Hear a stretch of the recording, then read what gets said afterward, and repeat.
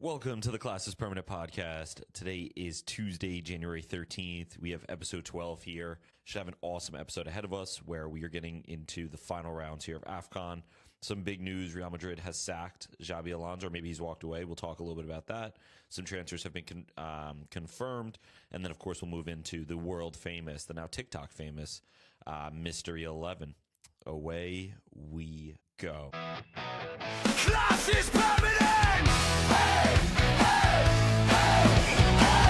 hey, hey, form is temporary!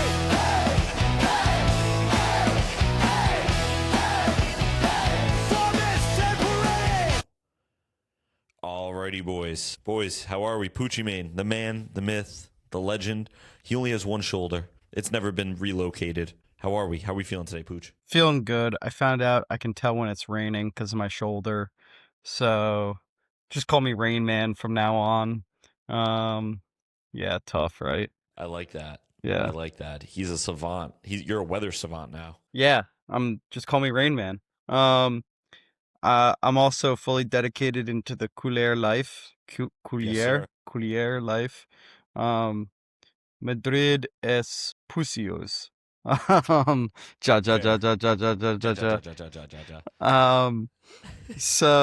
yeah, I'm 1-0. I found out afterwards that it's basically just the Spanish Community Shield, but Pep today came out and said the Community Shield counts as a trophy. So one, this trophy meant everything to me as a new fan, and two, no more. Arteta only has one trophy from 5 years ago because he's won two Community Shields. Interesting. So checkmate. Okay. So if you don't agree with Pep, you don't agree with a legend. That's fair. I mean, as a Couilled, yeah, we have to. As a Barca fan, I mean, I'll have to give you that one. As a Spurs fan, I normally wouldn't, but you know what? Fair enough. I'll give you it. We will definitely talk about a little bit of the Supercopa, the Clásico.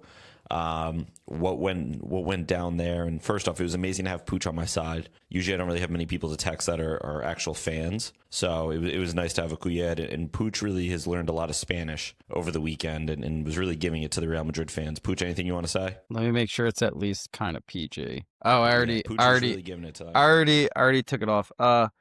Los equipo de Real Madrid es tortas y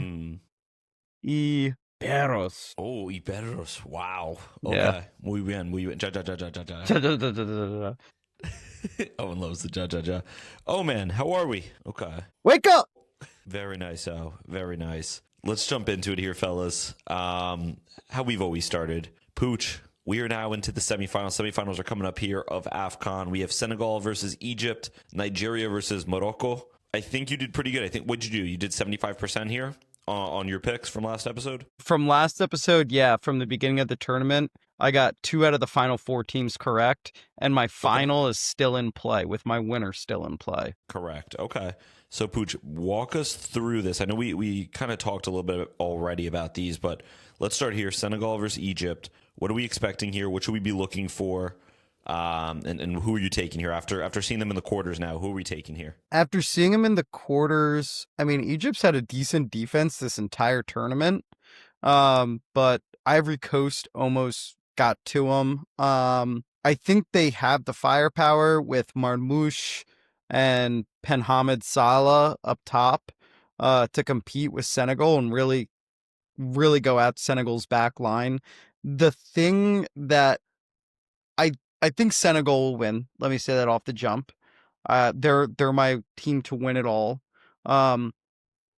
The only game, I'll say it like this: Senegal's played nobody this entire tournament. They're the only true tests that they have technically drew. They technically drew. So they played DR Congo in the group stage, and they drew them. Boys. Yep. Every other team that they've their run has been. So you ready? It's been Benin, Botswana, who's the worst team, DR Congo. So off the jump, it's 2 games were easy dubs. And then in the round of 16, they played Sudan, kind of the surprise team in the round of 16. Easy dub. They played a Mali team, which realistically was lucky to get to the quarters. They won, kind of barely. So, Egypt's going to be their first real test. Meanwhile, Egypt's played Ivory Coast. They also took on in the group stage South Africa. They played a tough Angola team. So they've had a bit of like some actual competitive matches. Now that's not saying that like people should write off Senegal, that Egypt's a better team. I think Senegal will get it done and advance to the final, but I could see an upset here where it wouldn't shock me if Egypt won. I mean, we're at the point now where it wouldn't shock me whatever combination of the final it is. I think all 4 teams have been strong throughout the tournament. Right. But if I look at it on paper, Senegal has the team where you're like, they should be making it to the final. Yeah, I get that. That makes sense. Okay. So Senegal, obviously, just to summarize here, right? Senegal's got the cupcake. Egypt's been solid. I saw Salah looks like he's very happy. I think there was a quote came out that like this is his favorite Egypt camp and group he's been with. So they're playing with some vibes there. Yeah, I guess. I mean, it's probably the first time he's ever been treated like Messi at Argentina, That's true. at a national team camp where it's like the classic video of everybody, all the Argentinian players waiting right outside the locker room for Messi to come out. It's probably the first time that's ever happened to him at the Egypt camp. And also I'm sure it's like getting away from Liverpool and playing in a team where you're the main focus, you're the star, like Yep. has helped him a lot. It's not like he's, I mean, when you look at the tournament, you're like, oh, he has a ton of goals. Most of his goals are like kind of pens at the end of the game or like goals that like are kind of like against Ivory Coast. I believe he scored the goal that actually did end up mattering in the end, the 52nd minute. But at that point, it was 3-1.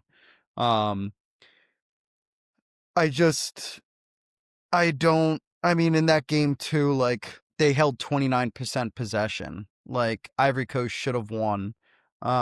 Just based on like the statistics. They did, like, soccer isn't played on a stat sheet at the end of the day. But yeah, I mean, I don't know. I'm kind of over Mo Salah at this point, so I'm not gonna say anything nice about him. Okay. Fair enough. And then let's jump into the next one then. Our next The matchup next that we one have- is a big one. Is this game of the tournament? Other than I guess what the final could be.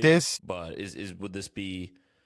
Yeah. This has the potential to be game of the tournament. Up until this point, I would probably have said game of the tournament would have gone to Algeria, Nigeria, because of everything that happened after as well. But this has the markings in terms of football, like the game itself, of being the game of the tournament. I mean, I don't want to say that, actually. I was going to say if Morocco wins, they're winning the whole thing. But if Senegal wins, last week. I know. I have to go with my whatever the word's called, like theory on like the host nation not winning it. So I will be rooting for Nigeria in this game. But Nigeria may need a miracle because I've thought Morocco is going to lose last game. They almost lost to Tanzania. I thought that like they were finally reaching their hiccup, and maybe they have, but Brahim Diaz is playing like a top 10 player in the world in this tournament. Obviously he's not a top 10 player, but that's the way he's playing in the tournament. I mean, when you look at their team, it's on paper, it's going to be actually a really good matchup. I mean, Morocco, you know some of the names like Hakimi, Yassine Bounou, the goalie, the guy for the World Cup goalie for Morocco. Baller. Yeah, Naif Aguerd, used to play for West Ham. Mazraoui. He played somewhere big. Yeah, Mazraoui. They have El Anawi, who plays for Roma. They have El Kanous. Remember him from Leicester last year? Signed for Spurs. Before we signed Xavi Simons, it was ironically it was kind of between them. Where is he now? Where did he end up? He's in Germany. Okay, he's on loan at Stuttgart. Yeah, I didn't know it either until like that's an interesting the start of the tournament, if I'm being honest. It's kind of suck. Like you're linked with like Tottenham just after winning the Europa League, all that, and then all of a sudden like, oh, you're going on loan to Stuttgart instead. You know what I mean? Like yeah, but like he has 6 goal contributions in 12 games this year, for them, So it's not like he's playing poor for them. I wouldn't be No, I shocked. I didn't say think the that, whole but yeah, I think the whole plan was probably like they didn't get what they wanted. They knew like, hey, if he could perform in another league, like he's too good for the championship, yep, we can sell him for big next summer anyway. But no, he's been for having sure. a good tournament. And then obviously Brahim Diaz. So they have a good squad. Um, they also have a stacked bench. They have Ben Seger on the bench. They have Mohamed Chibli, um, uh, Elias Ahmed, This Amrabat is awesome. Talibi. I know, I know This you is guys are awesome. This should be loving me just this should be butcher just a these segment names. in itself. Is just having Pooch have to pronounce tough names and tough words.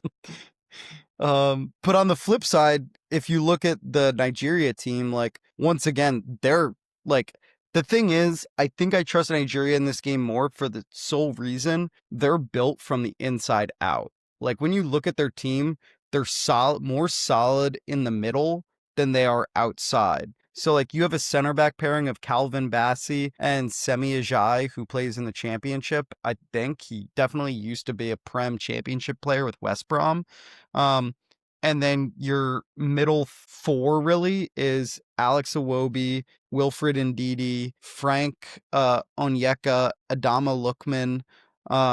And then your top two are Victor Osimhen and kind of, in my opinion, the breakout star of the tournament, Akor Adams. He's basically contributing for every single goal that they have. And he's like a striker and he's been fantastic this tournament. So they're definitely built middle as like a strong part of their game. And then like the outsides are kind of maybe where their threats. Now that's what makes it an interesting matchup because I feel like Morocco's more of a threat, has better threats on the outside compared to the inside. So they could probably get at Nigeria from the wings while Nigeria's better built going through the middle. So I think it's going to actually be a really interesting game to watch.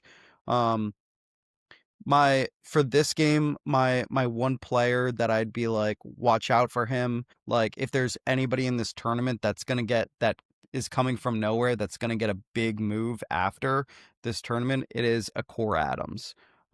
He's 25 years old, plays for Sevilla. He's a striker, 6'3", hard as nails. He scored so far this Yo, tournament. He has 2 goals and 2 assists, both coming in the last 2 games when it's mattered most. Um, I think he could be one to watch out for. sorry, very nice there. I had myself on mute. I like that little scouting report. Pooch, I'm just taking a look at some of the stats here. Are we saying that Victor Osimhen at this point, 4 goals, 2 assists, maybe player of the tournament? Should they go on to win the thing, or what would be kind of your early prediction? Maybe that's something cool to talk about now, and then we'll review it again. Who do we think here? Maybe player of the tournament? You just said like obviously kind of like your breakout player was Akor Adams. I don't know. I know I put you on the spot here a little bit. No, you didn't. It's fine. I think the thing Thanks is, for validating that. I I know normally what they do is they're like, oh, player of the tournament has to go to a team that won it, like the best player on the team that won it. Sure. I ain't about all that foo-foo lame FIFA shit. Like, fuck, Type. like, screw all that. Honestly, Brahim Diaz is the player of the tournament. Like, yeah, now that you say no that, matter 5 games, what, 5 goals. yeah, like no matter what happens, Brahim Diaz is the player of the tournament. They could Yeah. get knocked out to Nigeria, and he still has been the best player. Don't worry, I'll do all those dumb Yeah. little. We should have done it before. That would have been a good segment for us to do, like when the tournament started. Like, oh, who's your player of the tournament? Who's your breakout star? Things like that. But Yeah, all good. I mean, yeah. Like now that you say it, I have all the stats in front of me, and yeah, Brahim's on 5 goals in 5 games. We obviously all know kind of, and you've spoken a little bit about what he's just done in general. And I'm assuming he probably has another assist or something in there, but Yeah. it'll be interesting. I mean, I guess it is interesting to see. Brahim Diaz is obviously Morocco's leading scorer with 5, Osimhen with 4, and then Salah with 4. So those 3 are all leading the tournament. how many of Salah's were pens though? I don't have that in front of me. You would know better than me. All of them. Really? No. Okay. But I'm trying to drive a narrative, so take out the part where I said no. Okay. Okay. We're driving a narrative. I like that. Awesome as always, Pooch, with a little AFCON preview. We'll be looking for those games are all Wednesday? Yes. And I just also want to add, I feel for all of my Algerian brothers. You guys got screwed. Morocco paid off the refs, as we all know, in favor of Nigeria. But I also, to all my Moroccan brothers, like, I'm on your side too. Like, it's your tournament. You guys decide it. I know you guys have too. they have long-standing political beef. I'm gonna be fence sitting crazy on this one. If anybody asks my opinion on it, I'm gonna be fence sitting like crazy. Pooch is fence sitting. Alrighty then. So just to be clear again, one more time here, Pooch, just give us your winners of each game. So Egypt versus Senegal. Who do you take? Senegal. Okay, and then Morocco versus Nigeria. Gun to my head. The nostrils are flared. Are we saying gun to my head or just like aura pick? I don't know, Pooch. Give me both. They're different. Gun to your head, but like Morocco. You're always going to be trying to aura farm. Yeah, it's got to be Morocco at home, right? Well, I could see it being a 2-1 game, and then after the game, players like Osimhen and Ndidi being the captain come out, and they're just like, there was clear like referee bias in this. Like the referee gave a dodgy pen, like all that stuff, where they're like, this game should have been under protest. I could see that happening if it's a close loss. Okay, fair enough. So we will have to keep an eye on those. And like I said, those games are Wednesday, right? I don't know if you can answer that. The 14th. Yes. Awesome. So those games are Wednesday. Those are coming up. So at the time of this episode, those will be tomorrow. It's nice. Got some nice midweek. Yes. Yeah, and real quick, just for everybody watching, on our Patreon, we're going to be doing a live stream of the final. I just wanted to put that out there. Yes. It's the 18th. So pay $5 to watch us watch AFCON final. The final. Correct. Yeah. Correct. We'll even get what's it called? Not basmati rice. Jollof rice.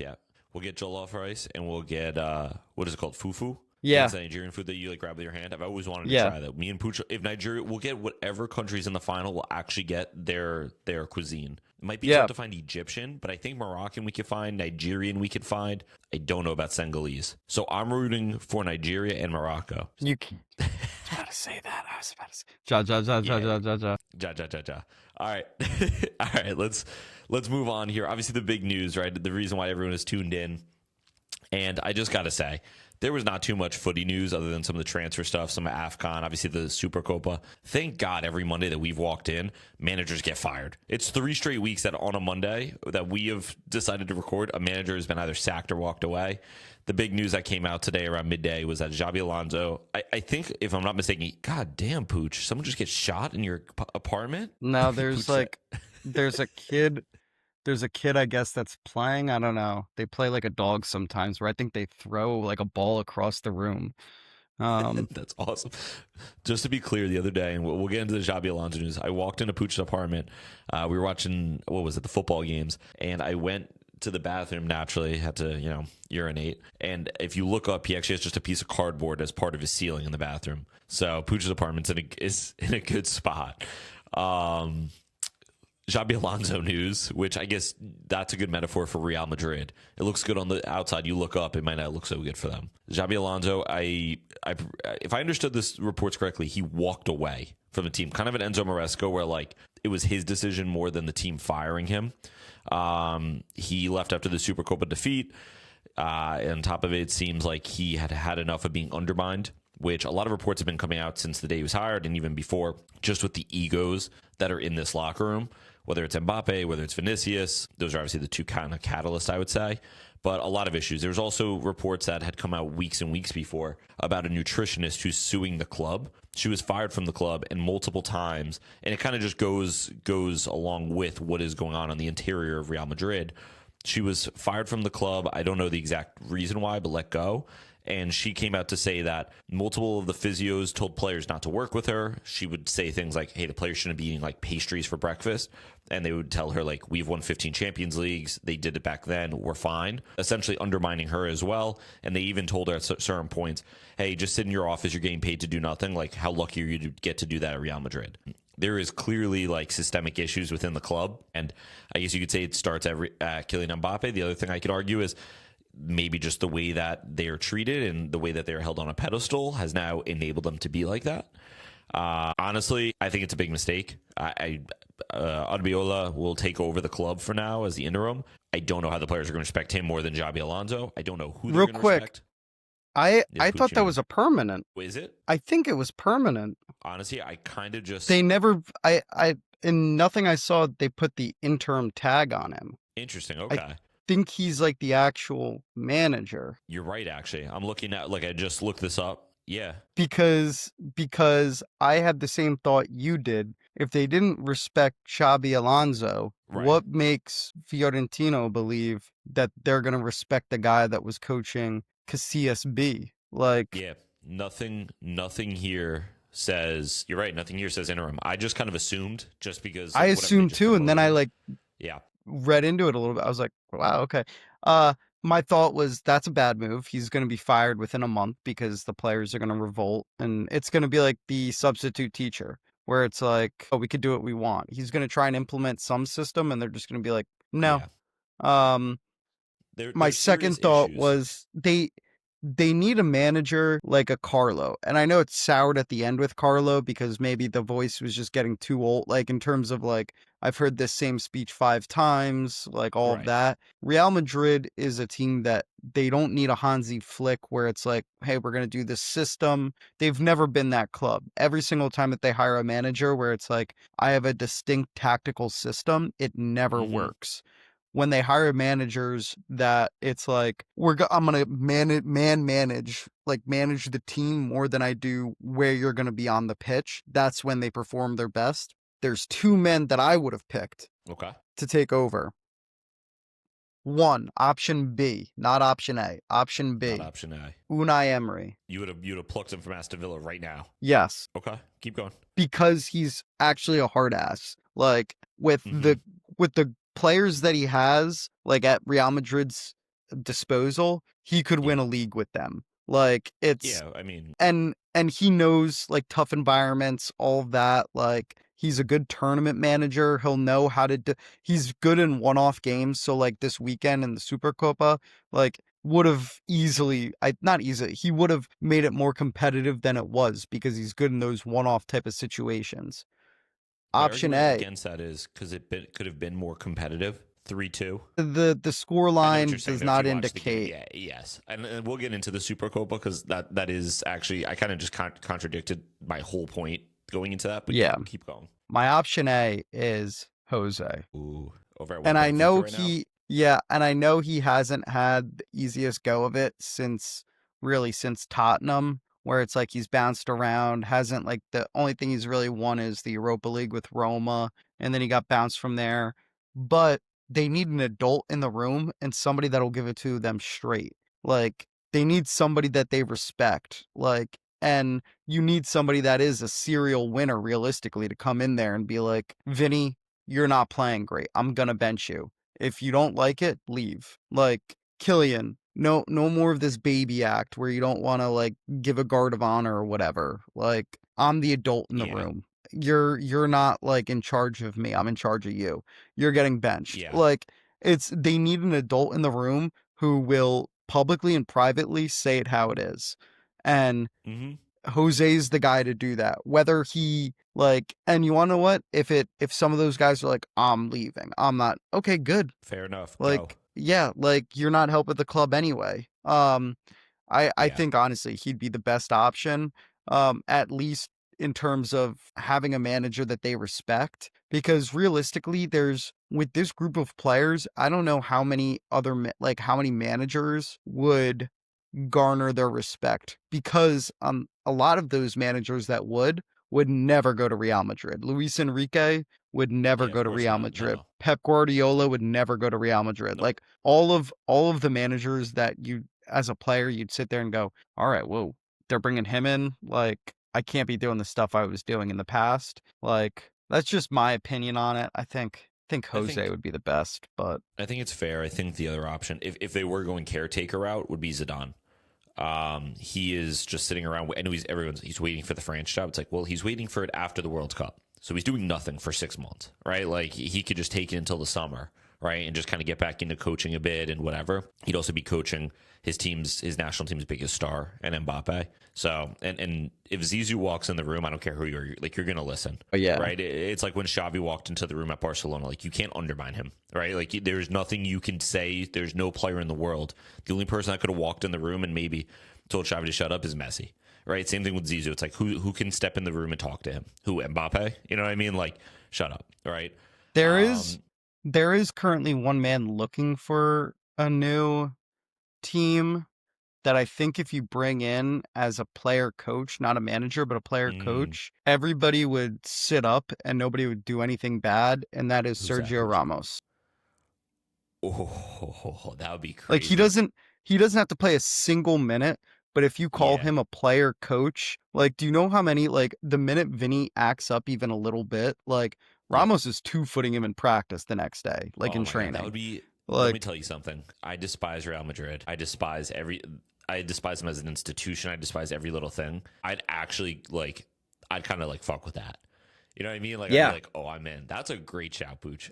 He doesn't have to be manager. Like, no, he doesn't have to be manager. Like, if he's a player coach, he will legitimately be like, I won Champions Leagues for this club. Yeah. I put my blood, sweat, and tears into this club. I was a part of one of the greatest teams of all time. And this is how you guys have ruined my club. Like, I'm getting in there and I'm fixing it. It's also just wild. Like Xabi Alonso, it wasn't like Real Madrid were really struggling that bad. They obviously went through some dips and forms, this and that. But like, you know, at the end of the day, what Hansi Flick has built with this Barca team, they are one of probably the top 3 teams in the world, right? Like when name the other 2. If we're going at this moment, I'm trying to think. You probably have You're to taking put too Arsenal long up there, and then never mind. You're good. That's it. That's all I wanted to hear. I don't know who'd you put the third. PSG. Don't care about the third. You already said Arsenal, brother. Can't believe I said Arsenal just to show you a little respect. I'll never do that again. Anyway, I would have appointed Zizou as caretaker. The reports coming out of Spain are that Odriozola, I don't even know how to say his name, is they see him as like their next Jose, kind of how you said. Supposedly he has been working his way up through the academy and he has like a tough personality. He was obviously part of those Champions League winning teams.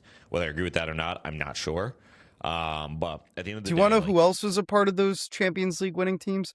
Xabi Alonso. Was he? How many? 2. You're making that up. Yeah, but he was a good player for them. No, he was. I think like it's like you can't be like you can't kick out one legend and then be like, I don't even know if they consider him a legend at Madrid, but like he's a legend of the game. Like you can't kick out one and then be like, well, we're bringing in another guy who, like, if we're being honest, who's a role if player. if you were walking down the street and both guys passed you, which one would you recognize? Like, of course, Xabi Alonso is so handsome. Also, Xabi Alonso went undefeated a whole year. I know it was the German league, insane, but like he still has like management experience at the top level. Like this guy's coming through I get that they're trying to PR spin it and be like, oh, like they'll respect him because let me tell you right now, they do not respect that man. They are seeing that. It is like a dog seeing fresh meat. Put that on a quote card, Owen. Put that on a quote card, Owen. Tell him to do it again. Put that on a quote card, Owen. I'm waiting for him to respond. I think he's on mute. You can talk, Owen. All right. Put that on a quote card, Owen. This is horrible podcasting. This is a Monday episode for you. Yeah, that being said, the good part about Xabi Alonso being fired is now he's available. So Tottenham can fire Thomas Frank, and I could say appoint Xabi Alonso, and I'm very happy. But just to wrap up on the Xabi Alonso stuff with Real Madrid, it's just very clear. Real quick. Yes, Pooch. Because I was going to bring it up before they hired this guy. Would you have tried to block Thomas Frank when Real Madrid were going to be interested? Like from Spurs? Yeah, if you're Vinny, put yourself in Vinny's shoes. I'm not blocking it. No, you could put me in any Bush shoes. Really? Yeah, Is this a bit? No. Why would it be a bit? I think this is a bit. This is a horrible bit. Owen, I would have blocked it. Anyway, Pooch. My final thoughts on this is there's just a clear like ego issue within that locker room, and I actually, ironically, I've talked a lot of shit about Vinicius Jr. I don't know why Xabi Alonso subbed him off in the Supercopa. And I guess let's just jump a little bit into the Supercopa because this is all related. I have no idea why he subbed him off. He was playing terrific. It was probably one of his best games I've seen in recent. That being said, Vinny also, instead of just being like a team player walking off down the middle, fist bumping, whatever, walks off on the side. At the end, you highlighted a little bit earlier the guard of honor and how, Xabi Alonso is doing what the traditional thing is. Barca did one for Real Madrid as they go up and collect their runner-up medals. And then Mbappe looks at Xabi Alonso and says no, and then Xabi Alonso acts like a cock and just agrees and walks off with him. There was no way that locker room was salvageable. No way, and it is going to be a problem. I know we could, even with a guy like Zizou, why would he want the job? Who wants a job where you have these egos in the room? Why, no one wants to work with that, And there's one guy that would. I mean, Jose. Yeah, Jose would love it. Jose would love it, but at the same time, I don't know. Part of me is also at some point he's why am I still dealing with this shit? I've set my legacy. I don't need to go and deal with it and then get undermined by fucking Mbappe. But that being said, we'll jump into the Supercopa and then we'll go to the transfer portal. Just because it's related. Barca, at the end of the day, as Pooch mentioned earlier, right? The game ends 3-2. If you watch the game, you knew it was not 3-2, right? Vinicius actually had a wonder goal against us. Fair enough. Real Madrid's second goal comes in the 51st or 52nd minute when it was only supposed to be 45 plus 3. And on top of that, it was a corner crossed in. Huijsen hits it. Rafinha heads it off the crossbar, falls right to Gonzalo Garcia. He hits it bar down and in. So it's all right, whatever. We went to halftime 2-2, but that whole first half was Barca. And then the whole second half was Barca again. Rafinha just loves a big game. And yeah, I mean, it really was just when they won earlier this year, we were missing half of our starting squad. And it's just so clear once we get them back, what happens here. Yeah, I don't know. I would say it was a little bit of Beltas. I know the scoreline doesn't represent that. Pooch, thoughts? My thoughts are kind of Kuyat experience. Yamin didn't show up was my first thought. My second thought was Frankie de Jong was hilarious because that was a clear red card. Yeah, clear. I don't know what he was arguing even after the game, whatever. I like the bit of feistiness. I wish there was more because I feel like we're getting back to the old El Clasico in the sense of these guys really don't. And I think it helps that one team is putting BTA on the other one because in the past when you had Messi versus Ronaldo, those big teams, those guys legitimately despised each other and half of them played for the same national team. And I think one moment that I saw was I think Raul Asensio made a tackle on Rafinha pushing. There's a bit of pushing going on. And Huijsen tries to get in between Raul and Yamin. And Yamin immediately gets right up in Huijsen's face. And those guys are the future of the Spanish national team. Yeah, they're friends. And they literally are friends. Yeah, and to me that shows we're getting back to the good old days of football where it's no, not everybody's a friend. I think we need to get more of that back in the game where guys actually hate each other. I agree. And yeah, I think I don't understand. I understand what Real Madrid basically did. They were listen, we're not going to be able to keep any of the ball. We know that coming into this game. Let's sit back and try and counter because we technically do have the pieces to counter. We have fast guys in terms of Rodrigo, Vinicius, Garcia. We can go at this defense, which they did at times.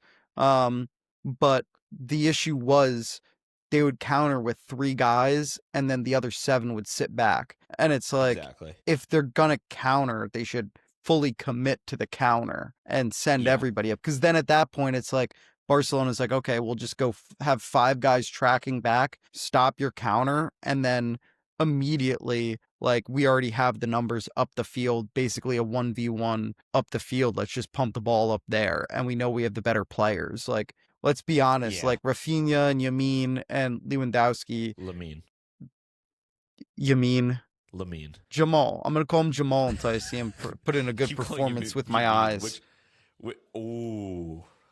Ooh, Pooja's calling shots at his own boy. You're Guyad. That's your boy. I know, but as a Guyad, we have a Saka who's actually good. Was he though? Well, I mean, just like career-wise, he was good. He wasn't great, but I didn't think he was horrible. I think he was worse against Chelsea this year, but that's fine. Let's continue. No, basically what I was like it was Barcelona's game to lose from like minute Correct. 1 onward. Like at no point did I think like Real Madrid actually stood a chance. Like they needed a couple wonder goals to go in for them to actually sit there and be like, okay, we're in this game. Yeah, it would have been. I mean, we talked about it early because it was crazy. So Tchouaméni, right, sits in between the two center backs, which on paper, obviously, was in the 6 role, but he was sitting there. And I think I sent a text along the lines of like, it was definitely confusing Barca because now they're in a back 5 and they were trying to like figure out like, you know, where like, you know, they're picking and probing. They're trying to figure out where to go. Where at one point, Frankie Young's literally walking the ball up. Real Madrid's not pressing him. And you see him like having a conversation on the field as if it's like a pickup basketball game.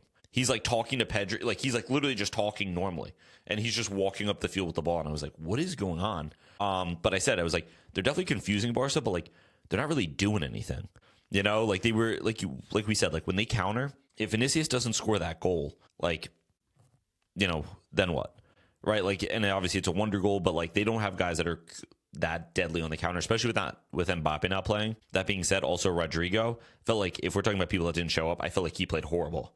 And he loves a big goal against Barca, and he loves a big goal in tournaments. So I was a little bit surprised about that. Like Vinicius is usually the one that kind of goes a little quiet. But yeah, I mean, at the end of the day, like this is where I think some of the systemic issues come in. Like they need to press. You need to press, and you also like if you want to hit Barca on the counter, like you need to commit to the counter.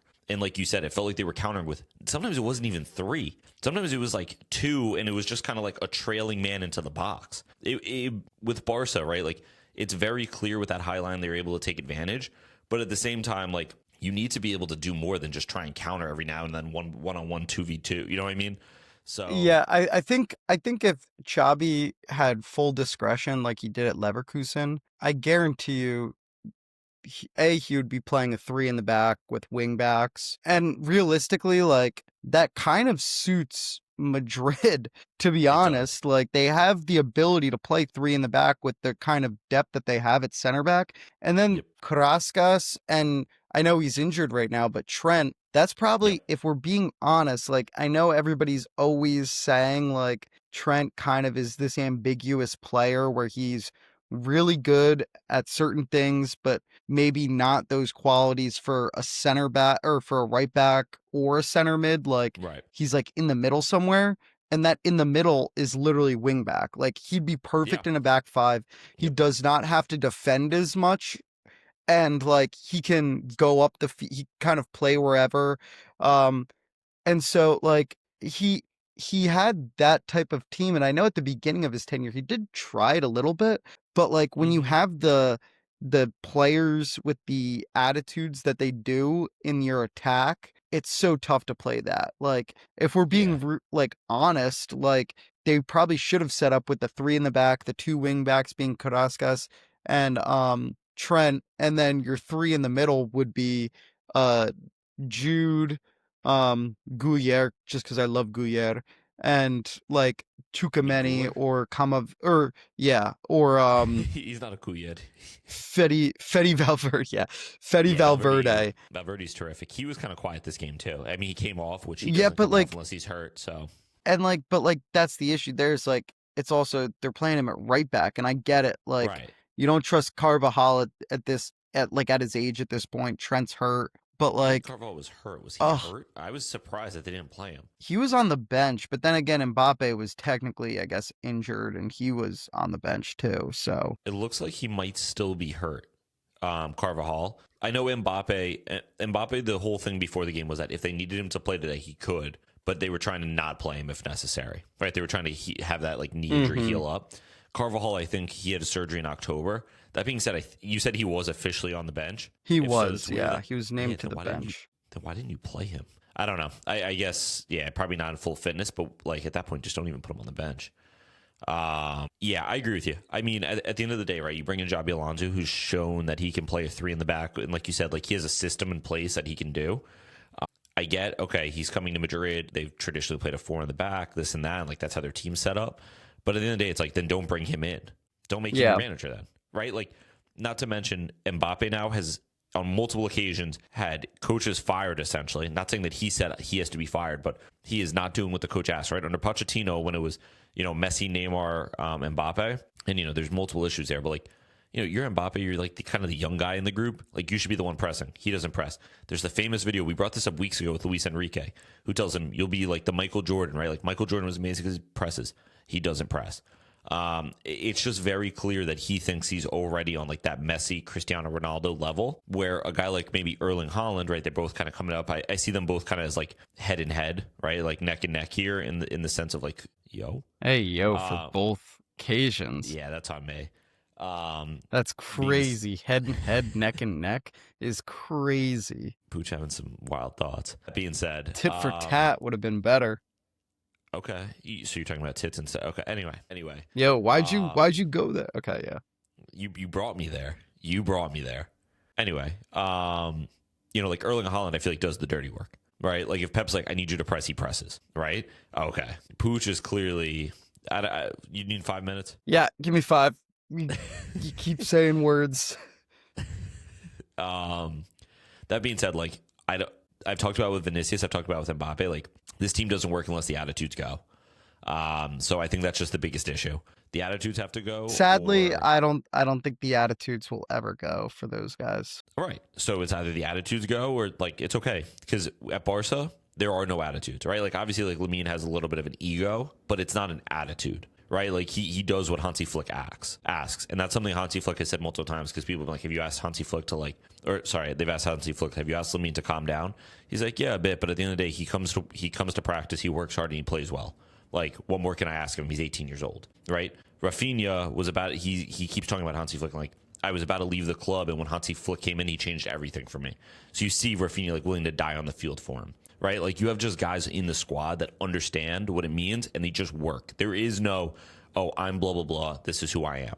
It is just purely like, hey, the team wants to win. These are where we are. It's a really unified group, right? And that's why the last season especially were able to come from behind so much. That being said, it's very clear we can't defend our own box, and we definitely need a left center back in. And I think this is a good transition to maybe our transfer portal here. Actually, before I get that, did you see Guled him fall? Yeah. After the game? Yeah. He went, for those who haven't seen it, there's an awesome video. He went to kick a water bottle. He like was walking off the field, just slipped and busted his ass, and then just went straight into the tunnel. I just know, I actually sympathize. That is like when you're pissed off, you're walking out of the house, and then your like belt loop gets caught on the doorknob or something, and you just like want to crash out. You know what I mean? Like just like something so stupid, you're like fuck my life. So I can relate. I sympathize a little bit, but it was fucking hilarious. I love that video. You had a point though, Pooch, before we get to the portal. No, I was gonna do the portal voice. Take us there then, Pooch. Welcome to the transfer portal. I like that. Owen, was that how he did it, or was it this is? I think it was... Okay, good. We'll leave it. Owen, super producer. Let's jump in here real quick. We had a couple of confirmed. So I think the big one, at least, is as of today, I think Fab just gave us an official. Gallagher is moving to Spurs for 40 mil. It looked like he was going to Aston Villa on like some type of loan kind of deal. And instead, Spurs jumped in and hijacked the deal. Initial thoughts. We legitimately need human beings to play. So like I will take it. He's someone we've been linked with like every window since he was been linked with leaving Chelsea. What I will say is he does not solve Tottenham's problems. We still do not have a progressive passer in the team. Bentancur's out for a couple of months. He's going to work his tail off. There are some like conspiracies like, oh, maybe this wasn't a Thomas Frank signing because apparently he didn't want Gallagher, but maybe this is for the next manager type of signing. Like a lot of people think like, oh, we're linked to Pochettino maybe. I'm not going to get into all that. Yeah, I don't know. We hijacked our Aston Villa, which always feels great. That's just because they for a while were like, oh, if we replaced Tottenham in the Big Six, well, you just got your chain snatched. Yeah, we just took your Conor Gallagher, brother. I don't know. I think he's a good player. I just think a lot of Spurs fans were pessimistic on the deal because it's just not what we needed at the moment, and it feels like there's no clear recruitment strategy.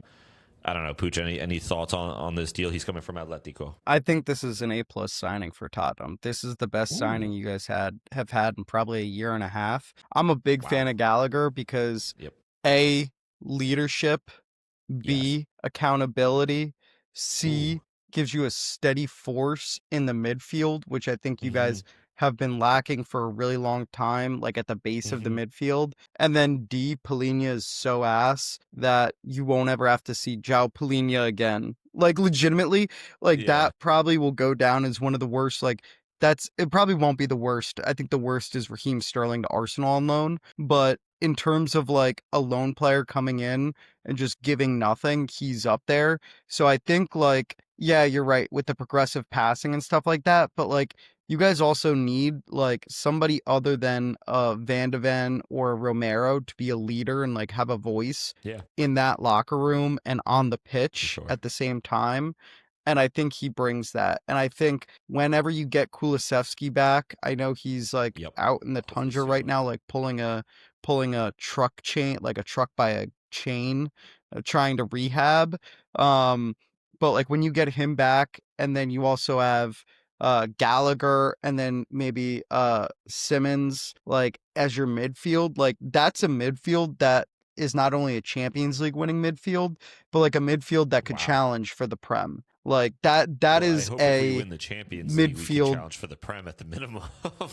Wait, did I say champion? No, like qualify for Champions League. Oh, you said that's a Champions League winning midfield and can even potentially challenge for Oh, the Prem. I sorry. was like, Sorry. yeah, I hope so. Sorry. I hope so. No, sorry. You're good. You're Sorry. good. You're good. I meant Champions League qualifying midfield. Like that midfield I think would be I think as of right now you'd still have like your City and your Arsenal ahead of it, but like I Mhm. think it would be a better midfield than Liverpool in terms of the balance Mhm. and obviously a Villa I think better than a Chelsea. Like I think it would probably be like the third or fourth best midfield in the Like if we turn injuries off, Right. Right. Right. Right. that's the third or fourth best midfield in the Prem. Um and I think Fair enough. yeah, like I like I said, I think it's an A+ signing. I don't think Atletico was ever a good fit for him really. Um Yeah. but when he played at Chelsea, like remember he got basically pushed out because like he was the leader on that Chelsea team Yeah. when He was the Palmer captain. was in his year one, like the Yep. classic video of Madueke and Jackson trying to take the pen off Palmer Oh and my God, that Gallagher was steps awesome. in and is but like that's what you guys kind of need. Like you guys need somebody Yeah. other than a Van de Ven or Well, Romero to be especially doing that. Like especially with Madison hurt, right? Like Madison, who's an extremely vocal mhm. piece of the leadership group. Like he's in the building, but he's not like on the field. He's not leading. And then on top of the two, like Kulusevski, I think I don't know how vocal he is, but like he's like an on field leader because of his work rate, things like that. And like you said, like those guys are all out, right? I agree. I mean, again, it's like one of those signings. I think where Spurs fans are pessimistic is it just feels like like the signings we've been making. It's like we are desperate for certain positions and we just don't address it. So it's like you make a signing and you're like, yeah, like of course I'm happy to have him in the building, but at the same time it's like, well, great, like what does this do for me? You know, and it's like I need like we need a winger, like we desperately need a winger, and it's like we're not even linked with one, right? We desperately and some of What these insider about accounts, yeah, what about the guy for Palace? What's his name? He's Welsh. Brendan Johnson, BJ, Shoot. Oh yeah. What about him? He's pretty good. you're such a little troll pooch. You know that you probably like I've been to your Ja apartment ja for ja like ja ja ja I ja think you ja live under ja a ja bridge. You ja know ja. that. Ja ja ja ja ja ja Yeah, ja. I mean, at the end of the day, we'll see. Supposedly, Tottenham is going to make two more signings. But I saw a tweet that I think kind of resonates with all Spurs fans. If we want to act like a big club, you would have signed Wharton and Anderson. Maybe not. Just like that's minimum 200 million sitting right there. Like no club's doing that, and I don't think Nottingham or Palace are doing that. If you want to act like a smart club, you'd sign Keith Smith, the kid from I think PSV that's lighting it up, that have all these big clubs interested in him, and then Alex Scott from Bournemouth, who I'm a huge fan of. He's a Tottenham, like self-proclaimed Tottenham fan. His family are Tottenham fans, all that. He kind of addresses a lot of the issues we need. So like, instead we sign Gallagher. And that's kind of where Spurs fans get frustrated. It's like in the past, it sometimes felt like some of the signings made sense. And now it just feels like we're signing randoms. Like no one knows who the Sousa kid is. His highlights looked good, right? But that's kind of where the frustration is. So we'll see. We'll see what they end up doing there. They still need a progressive passer, and then they could really, really use just like a solid winger. Like we've been so desperate for that, and especially now that Sonny's left. Let's jump into Villa sign Brian Maggio from FC Metz. He's a youngster, young striker. I know nothing about this kid, but it was just news, so I wanted to make sure we educated the fans. Pooch, you know anything about this kid? Maggio, yeah, I think. And then some big news for American fans. So Josh Sargent seems to have fallen out with Norwich. He asked to not play in their recent FA Cup match. And because of that, now Toronto FC, it's confirmed that they put in an $18 million bid for him. So we might be seeing Sargent come back to the MLS. Or I don't even know if it would be back to the MLS, but to the MLS. Yeah, I don't know. Sargent's an interesting player. For so many years, I feel like people wanted him in the national team as the starting striker. And now that he's kind of coming back to the MLS, it's kind of like, you know. I don't know. Pooch, any thoughts on that? Would you like to see Sargent come back? My thoughts on Josh Sargent coming back is, one, Toronto is where your soccer dreams go to die. Wow. Not Two, necessarily wrong, but wow. yeah, two, if he goes to Toronto, he's a snake. And then three is the caveat of two is if St. Louis City never put in a bid for him, then he's not a snake, and St. Louis City are idiots because he's a Missouri guy. And that's like, you have nobody. Yeah, Gotcha. he's like, you have nobody. Like, like your marquee person is Roman Berkey, your goalie, Yeah. who's probably going to retire in like a year or two anyway. So it's like, who's your guy? Who's bringing in the fans? Who's the guy that your go-to person? And like, that's a perfect one right there. St. Louis, or a Missouri kid coming home, playing in the city. Like, and if they never put in a bid for him, I'm sick to my stomach, fam. Yeah. All right. So, I mean, listen, I think You're just I gonna think maybe move. You're gonna move past my Toronto, eh? I'm sick to my stomach, fam. Oh crap! I used to be really young on the Toronto lingo. Let me think. You got If any you more? if you left your moms out the hood, nah, I'm sick to my stomach, fam. I love that. It's like someone killed that Ute, man. What it was, they say something. Yeah, like wait, that. let It's me like find it. Let me find go it. find that. Hold on, This give is me a good. This second. is good podcasting. I mean, would you rather talk about uh Grimsby versus Bromley in the FA Cup this weekend? like what? Maybe Owen does. Owen, do you have any thoughts on Grimsby versus Bromley? Fair enough. All right. While Pooch looks Okay, out. hold on. I think wait, no, it's only a 2-second clip. Okay. Okay. Real quick, Lucas Paqueta has confirmed personal terms with Flamengo. So it looks like he's going back to Brazil. And I saw another tweet that was pretty accurate. All these teams, especially from South America, that got Club World Cup money, like they're going to probably drop like maybe 40 mil on a player. When was the last time you saw a Brazilian team drop 40 mil on a player coming from Europe, right? Or 40 mil in general. So that's pretty mad. And it's also mad that he chose the favelas over staying in Europe somewhere. I don't know who was linked with him. I know Spurs were loosely linked with him, but like nothing concrete. My man literally chose to go back Such to a the hood. Paqueta move. It is. Such a Paqueta move, though. He could probably gamble on his yellow cards there and be like chill. Yeah. Okay. I think I found You got it. it? Yeah. Ready? No. Fuck. It's somebody just talking about it. Okay, keep going. Ay, Pooch. Ay. I'll find it. I'll find it. Talking about Spurs a little bit more, Mateus Tell, a lot of rumors coming out that he is looking for more playtime ahead of the World Cup, and Paris FC are attentive. This is kind of part of the whole Thomas Frank issues. It's like Tell is starting to get into form, and of course we're going to lose this kid right as he's finally showing what he can do. That being said, I've talked about it weeks ago about Mickey Van de Ven. He's now being linked to Barcelona because he's a perfect fit there. Apparently he can move for 65 mil this summer. I would absolutely love that if Van de Ven's going to leave my club, at least just go from my left hand to my right hand, essentially. Wouldn't mind that. But at the end of the day, I do want to keep him at Spurs. Same thing with like a guy like Lucas Bergvall. When he ended up signing for Spurs over Barca, I was actually kind of relieved, just in the sense like at Barca, I felt like he'd be buried and miss the midfielders. At least at Tottenham, like he's benefiting my club. Pooch, tell me a little bit here. You got Roma get Robinho Vaz. I have no idea who this person is. Real quick, I actually found the video. Okay, do the video. If the business is true that you left your moms in the hood, somebody go smoke that. You don't leave your moms Go nowhere. smoke You have more sick to my Stomach, fam. fam. If it's not true, sure, he's just talking shit. And if the business not true, Shorty's just talking shit. Shit. Toronto On- slang is really On top Crody. You're Top Crody. Crody. I don't know if we can say Crody. We may get Oh, can we smoked. not? Can we not? Can we not? Well, Crody is let's just say there's a certain group of people who don't say the letter B. So what do you correct? Okay. We could just say you Okay. mispronounced it. Tell me about Robinho Vaz, this 18-year-old striker that Roma got. He has actually Yeah, 84 potential in FIFA, so that's exciting. I mean, I'm excited because he's a striker. Like to get a striker through the door, that's great.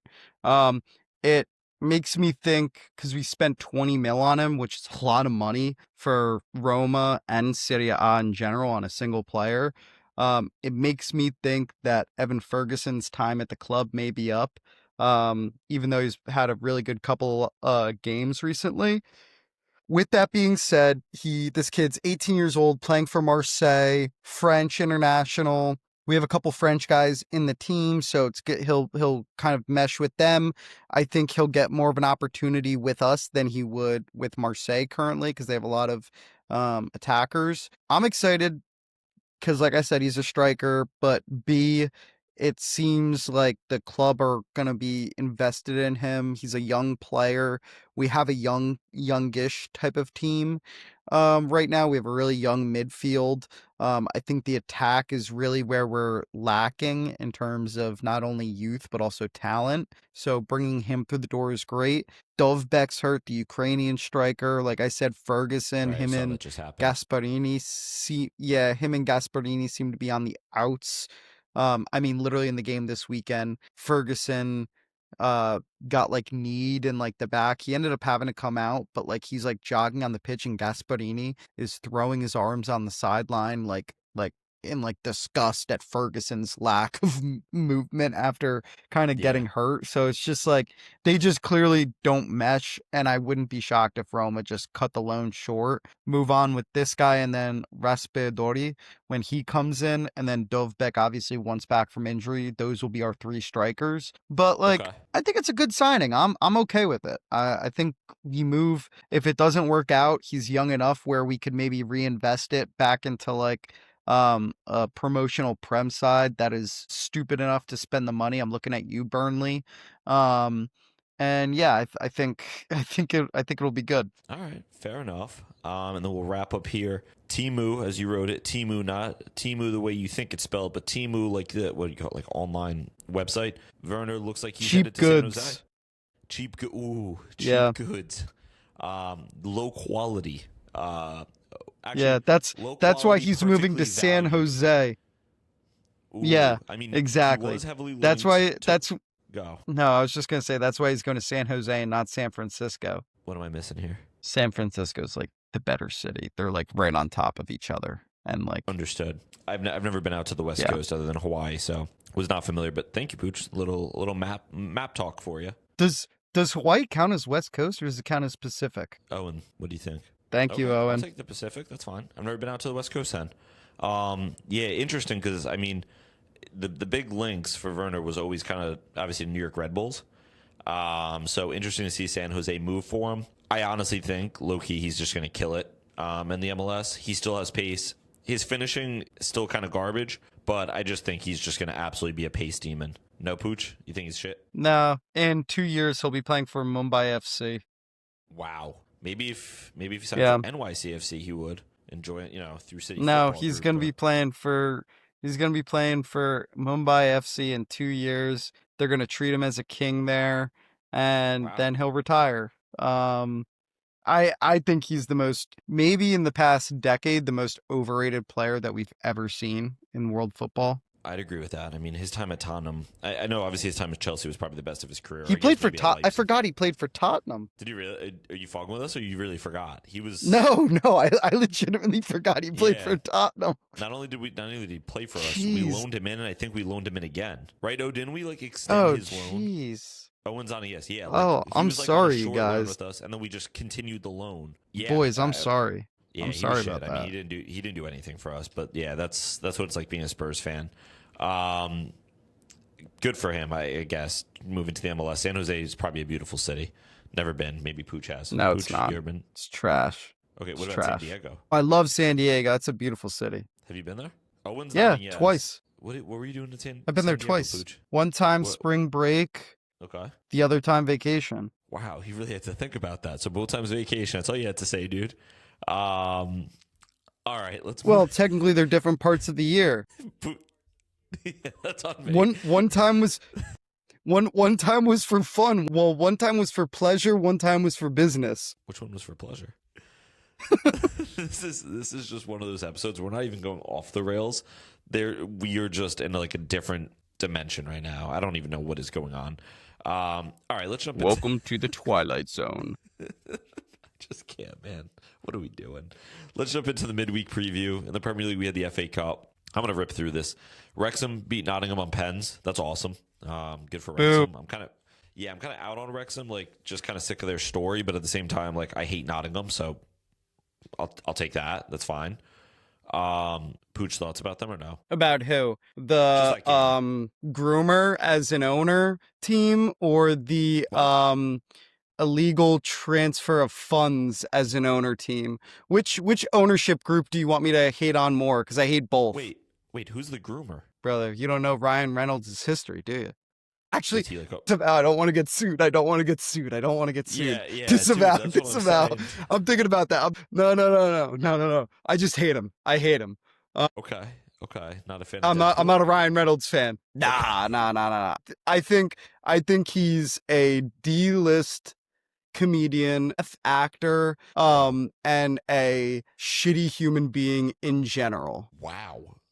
What is this? But I like the Always Sunny guy. I like the Always Sunny guy. Rob McElhenney, or however you say his name. Wait, he changed his last name to just Mac? Okay, I'm out on him too. What's kind of funny is I don't like that. I never really watched It's Always Sunny. That was his role in the show. His name was Mac in the show. So, okay. Yeah. Let's talk about a one-hit wonder, huh? All right. Pooch got really riled up there. Villa beat Spurs 2-1. Whatever. I'm not talking about this. Sunderland beat Everton on pens. Fun. Penalties are fun. Macclesfield FC beats Palace. I think this was probably the upset. Yeah, this was a fun one. 2-1. My favorite thing is, like, directly after this, I saw articles about what all these guys do as a part-time job, you know, because they're all part-time players, and it's just awesome.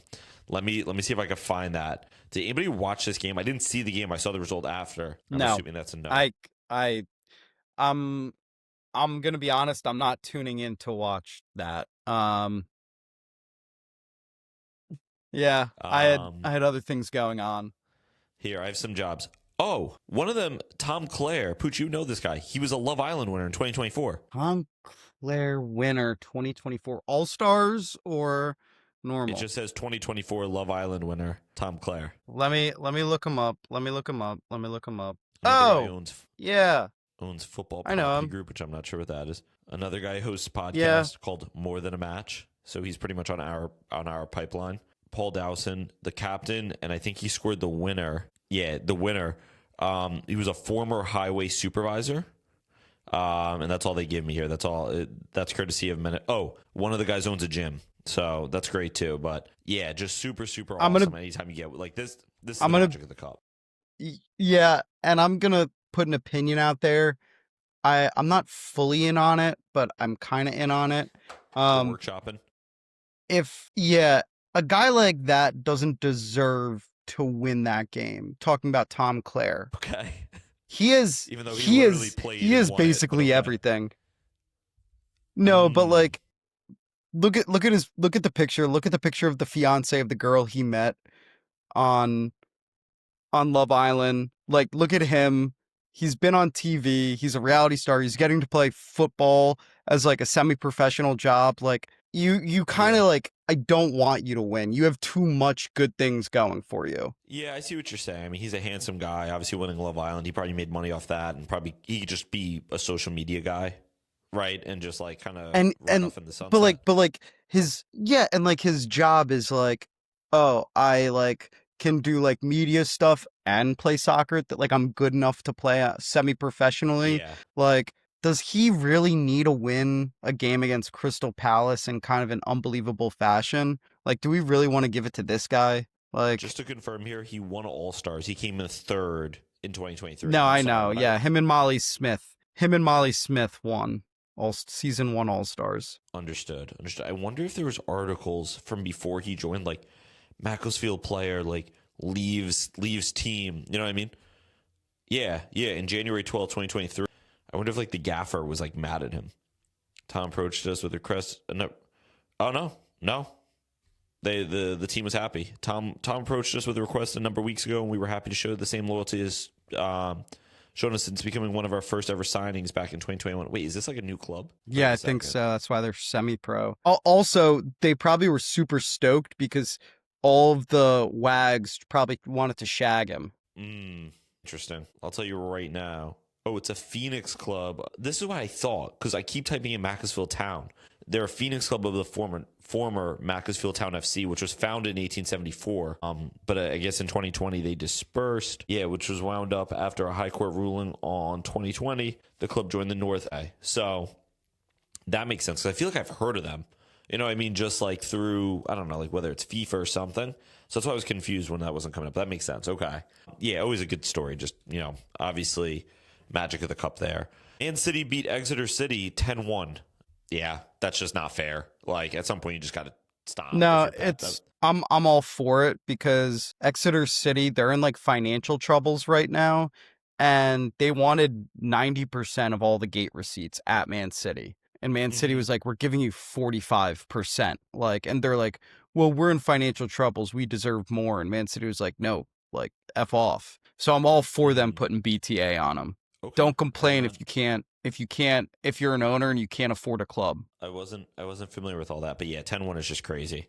That's also, like, we talked about the magic of the cup in the previous game, and then we talk about like just the horrors of the cup that happened.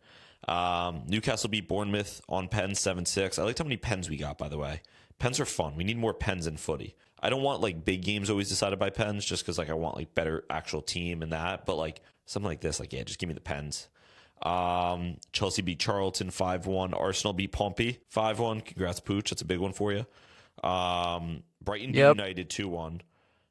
They are now looking to potentially make Carrick the caretaker. It looks like that's picking up steam. And supposedly I saw a report that Rooney is like really keen to join him if he is the caretaker. I don't know if that means I don't know if that's just in general he wants to be part of the staff, or he's waiting specifically for Carrick. But yeah, United needs to real quick. ASAP. I had boots on the ground for the United game.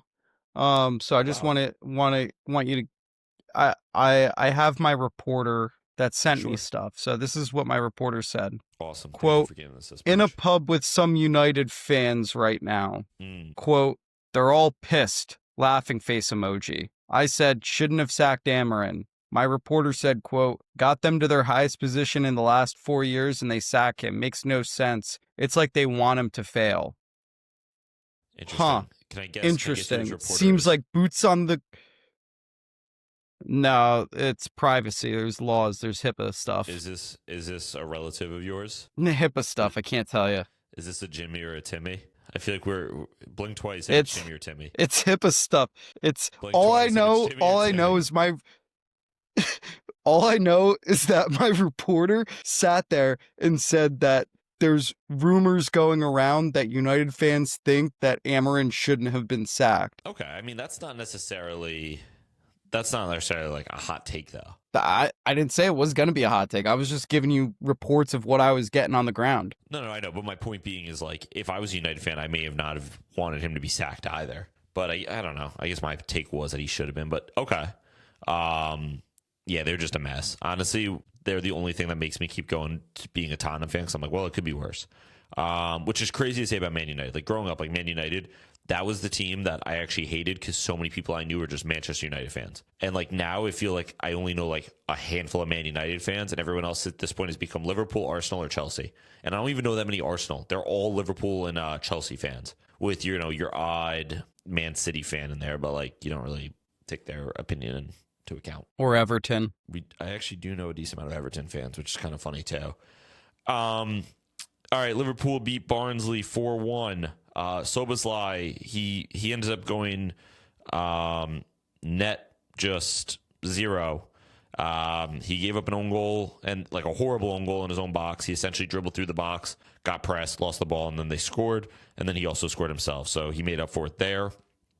Let's move on real quick. We'll rip through the rest. I actually watched this game, Bundesliga. We obviously talked Supercopa. We're not going to go over it again. Frankfurt drew Dortmund 3-3. I don't know if you guys saw this game. I was watching it at work. So Frankfurt take the lead in the 90th +2, and then Dortmund equalize in the 90th +5. Just a really good back and forth game. A lot of good goals, penalty, just really, really competitive and fun. Bayern, by the way, this is another game I happened to be watching because it was before the Supercopa game on ESPN. Bayern rout Wolfsburg 8-1. This was crazy. I was watching this game and I think it was like 1-0 or 2-1. I turned it off, whatever. I think I flipped either to another game or maybe the Barca game was starting. I just checked the score and it was 8-1. They just went, I don't know how they went crazy because I think I watched the whole first half. So another big one there for Bayern. They're just going to run away with Bundesliga. Fiorentina drew AC Milan 1-1. Fiorentina, who I think, a week or two ago were bottom of the table, literally sitting in 20th, are now slowly building their way back up. I'm going to talk to my Serie A savant, Pooch, real quick. Thoughts here? I think they were never going to go down. Realistically, they're too good to go down. And I think, I mean, I like it because they've had a really shitty season. But they don't have a team that, like, I mean, you look at their team and you're like what they started with last game. They have De Gea in net, who, like, he's actually decent. They don't really have a back line. They have Dodo and Robin Gosens as their fullbacks, which is good. Yep. They have a good midfield. Ched. Yeah. They have Ched Indoor. They have Fagoli, Mandrago, and then Moises Keane up top. Like, they have a decent side. It's not like they're bad. I think they haven't been playing well. But, like, the draw is fine for them. I think they'll be good. They'll stay up. I think the bigger thing was seeing AC Milan lose, because that's huge for the title race in general.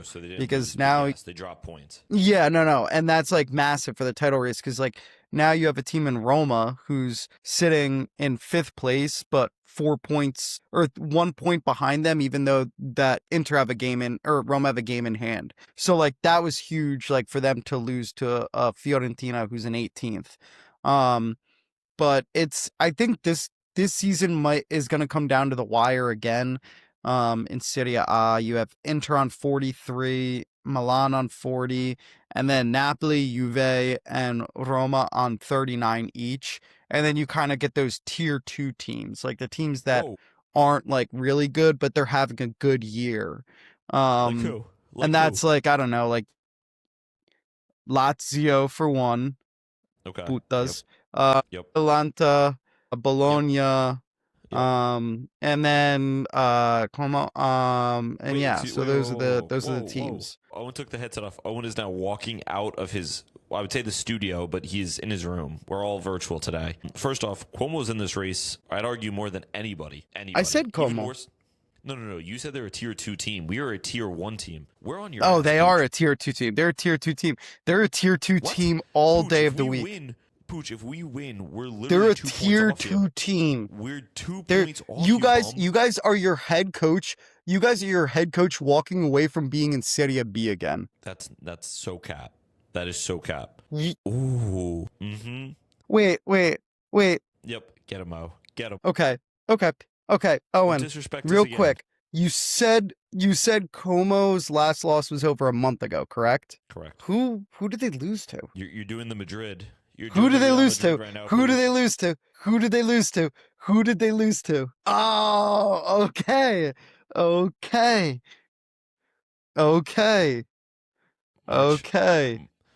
15th. All right. Yep. Pooch, you haven't realized as a great philosopher.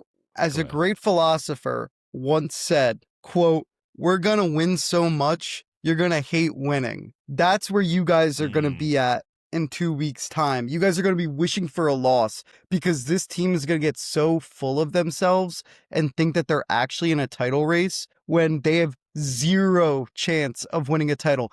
My team, Roma, Romanistas, the kings of Rome, the capital city, the eternal city, Wow. they are going to lift the Serie A trophy in 2026. And you guys are going to be sitting there going, "She was so right. He is a Serie A king. He knows what you talk about. He eats a pizza. He eats a pasta. He knows so much." Because me, a guy like me, I win. Do you? Do you? I do. Only, and we're still ahead. And we're still ahead. And That's crazy. And we're still That's ahead. crazy. Oh, we're good. We're good. You know what the problem is he doesn't realize that loss that we had a couple weeks back to him was actually our trampoline point. Sometimes you got to pop down to pop straight back up, right? You can't jump on a trampoline if you stay at the same level. All right. So we had to jump down to jump back up to we're using you as a trampoline. Congratulations. We are bouncing on you, Pooch. We are bouncing on you. We're bouncing on Roma. We're bouncing on Evan and Dika. We are bouncing on you, boys. You guys live on a man-made sewage pond. That's where your stadium's located, a man-made sewage pond. My That's stadium, disrespectful. oh yeah? Did your stadium once was the capital of the Holy Roman Empire? So we're bringing religion into it? Are you saying that your religion One is of the better than greatest others? empires of all time. But didn't it fall? One of the greatest But it fell. empires of all time. But it fell type shit. Anyway, moving on here. Oh, wait. Oh, never mind. Roma beat Sassuolo 2-0. Congrats, bro. You bought a team that's feeling sassy. That's a Sosa joke. He would totally have said some dumb shit like that. Honestly, I thought we were going to lose the entire game. It was a classic Roma game this year where we are dominating the whole game, but it's 0-0 the entire time. And you're like, all they needs one counter and we just don't have the attack to do anything. I remembered this story about Gasparini because they were talking about it during the broadcast. I remembered the story. So basically, Gasparini is such a control freak that he doesn't allow at Atalanta, and I guess Roma now too, he doesn't allow his players to carpool together because he doesn't want them getting too close with each other. What? That's such a weird rule. Yeah, he doesn't. Yeah, that's the guy's a weirdo. He's a winner, but a weirdo. He's a so freak. strange. Okay, it's yeah. Okay, I guess I'll drive myself. But okay. Yeah, I don't even know. Sure. With that in mind, quick Coupe de France. The Coupe de France was the Paris Derby today, and Paris FC pulls off the upset over PSG. Pucci man, thoughts? Mr. E, my thoughts are this game I did not know I played, but I think it is interesting because 2 weeks ago they play in Ligue 1, and in Ligue 1 PSG win, so makes comment se dit it makes me think that it is now 1-1 and tiebreaker later this year. Okay. We will have to see, but that's a massive game, obviously, for Paris FC. The limbs, I don't know who was home, but the limbs there must have been sick. Finally beating your big rival, Champions League winners, all of it. But what's the furthest, Ethan? What's the furthest you'd go in terms of limbs? Because obviously, we've all seen the video of the kid in the wheelchair, where he rolls up to the rival fans and he's giving it to them, what's the furthest that you would take it?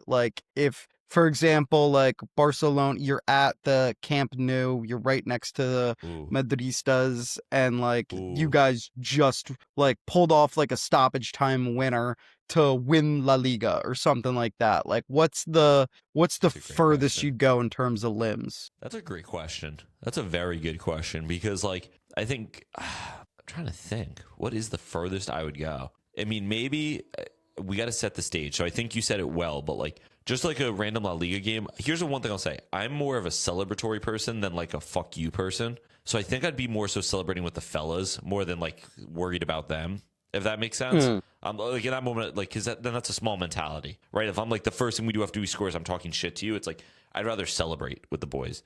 That being said, we'll say Champions League final, last minute winner, El Clasico. Kind of just to set the stage even further. Yeah. definitely shirt off, but that probably would have come out off a lot earlier. So I'm shirtless at this point. I think I'm giving them like the 2 fingers thing. I don't know what this means, but I just feel like it means so much worse than the middle finger. Oh, you know what? I'm giving one of these too for those who are watching on the Patreon. You know what I mean? Where you do like you punch the face, like you kind of like that. Yeah. I'm doing that. And I think at some point if there's a barrier, I think I'm running at the barrier. I'm just deciding. Okay. It's just tough though, because like I could just see myself like we score and I'm celebrating with the lads right next to me. Like I'm grabbing them, I'm hugging, we're jumping. My shirt is definitely off at this point. And then, you know what it probably is? Honestly, once I realize like, talk shit, I might start taking off my shoes and throwing them. You know what I mean? Like just start throwing shoes at them and stuff. And yeah. You know what I mean? But I think at some point I would decide to go at them. But if there was like only security guards in the way, I probably would just throw shoes. If there was like a plastic, like a plexiglass, I'd probably run at it because I know I'm not going to break through it, so I don't have to get my shit rocked. You know what I mean? But I don't know. What's the most you would do? Maybe I'd Winnie the Pooh that shit. What? Oh, just your shirt on. I'd go off? Shirt on, pants off. Yeah. You'd go tea time. Yeah. I would love a little tea time, a little pooch time like that. That's crazy. That's hilarious. All right. I think like you said, like if it's like Arsenal Tottenham Champions League final, we score in the last minute and I'm right next to the Tottenham fans, I think I gotta go. Like I think I gotta Winnie the Pooh it. Like I think I have to. Like, yeah.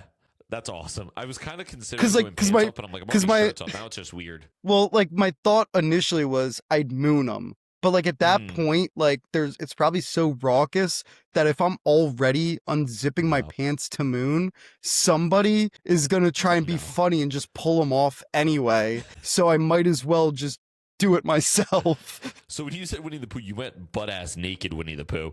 You didn't mean just like yeah. You doing the windmill at them? You know what I mean? You're windmilling the way in, bro. That was. I didn't want to go too deep, but that was my first thought. Now, are you going no socks, no shoes too? You're just going dogs out, or you're keeping the socks and shoes on?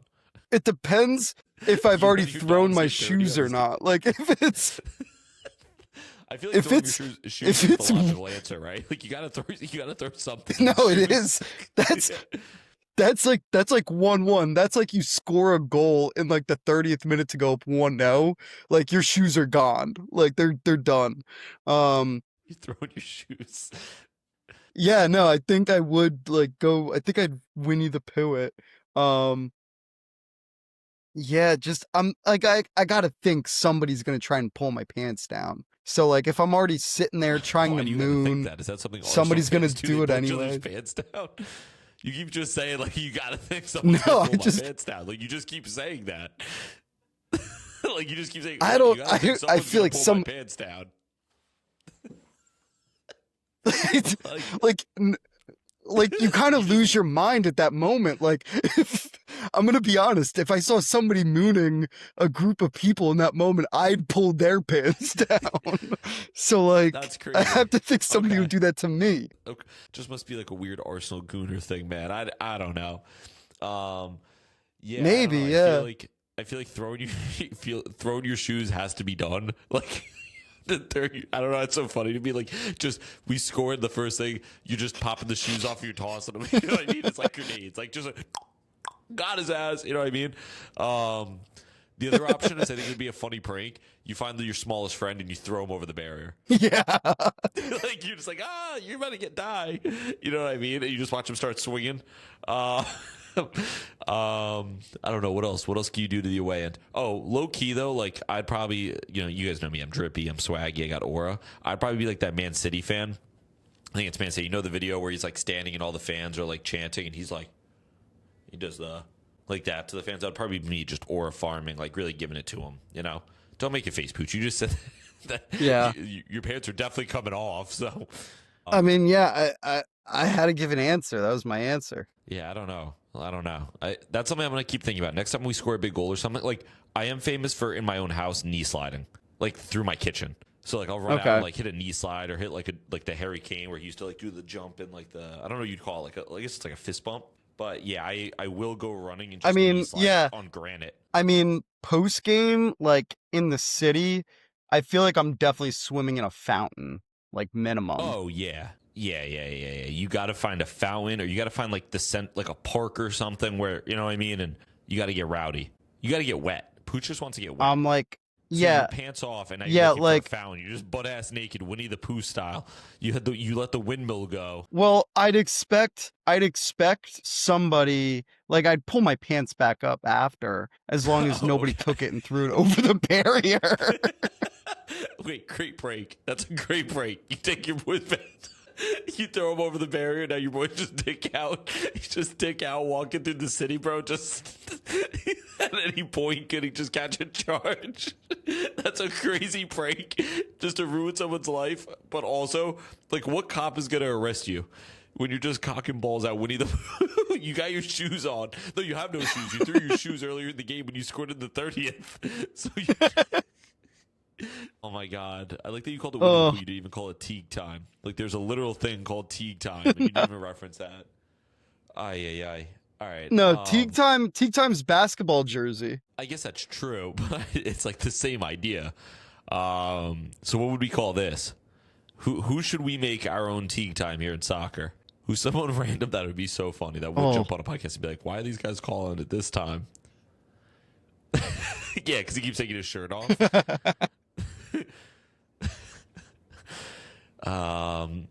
Richie's funny. Who's like that, a classic respond to like our Instagram? You know what I mean? You need someone who's like active on socials. That would be funny. Miazga time could be goated. Miazga moments. The only other person I'm thinking, like, who is someone that, oh my god, low-key Hudson-Odoi, just because he was on the Epstein list. It would just be so funny. Like, he's on the Epstein list. Now we're talking about, Owen doesn't like that. I'm sorry, I'll stop. Sorry, that's on me. Owen's very sensitive about Hudson-Odoi. Chode is the one. Chode is the one. Oh, you're right. And his name Callum is Chode. Hudson-Odoi. CHO. Yeah. Ooh, Chode time. Dele Alli. If you guys remember the famous video that came out about Dele Alli in the hotel room. Smoking balloons? No. Okay. Look it up later, but on like incognito. All right, midweek preview. Ooh, Lamine Yamal time. Sorry. Midweek preview. Let's go real quick. Carabao Cup. We got City versus Newcastle, Chelsea versus Arsenal. Chelsea versus Arsenal. I feel like this is going to be an easy win for Arsenal. Pooch, thoughts as our Arsenal savant? Bit nervous. I feel like we rested a decent amount of guys on the weekend against Pompey, but still a bit nervous any single time you have to play an above average side. But they're without Kukurea, so I feel a bit more confident. I don't know. Is this I'm honestly like so out of the loop with the League Cup. I got to see if this is home or away, because that could determine. It's at Stamford Bridge. I think this may be a draw, if I'm being 100% honest. And what happens with the draw? We normally like to draw. Replay, or no, would you guys it's 2 legs, so that's why. Yeah, like I wouldn't be shocked if everybody's sitting there being like, after the game, like, I'm so mad Arsenal didn't go for it. We're so much better than this Chelsea squad, blah, blah, blah, blah, blah. But like, in 2 legs, if you play away first and you are in like if you draw or win, like, you feel so much more confident going into the second leg at home with that. So I wouldn't be shocked if Arsenal are playing for a draw in that one. Yeah, you just want to take a positive result home. Obviously, like, back in the day, Champions League was kind of the same idea, right? When you're on the road, which I honestly always thought, like, on the road is when I'm going to get more aggressive, because home goals don't mean shit, but away goals mean like double. You know, obviously this doesn't apply to Carabao, but back when the away goals meant more, I was like, why are teams like, I just want to take a draw home?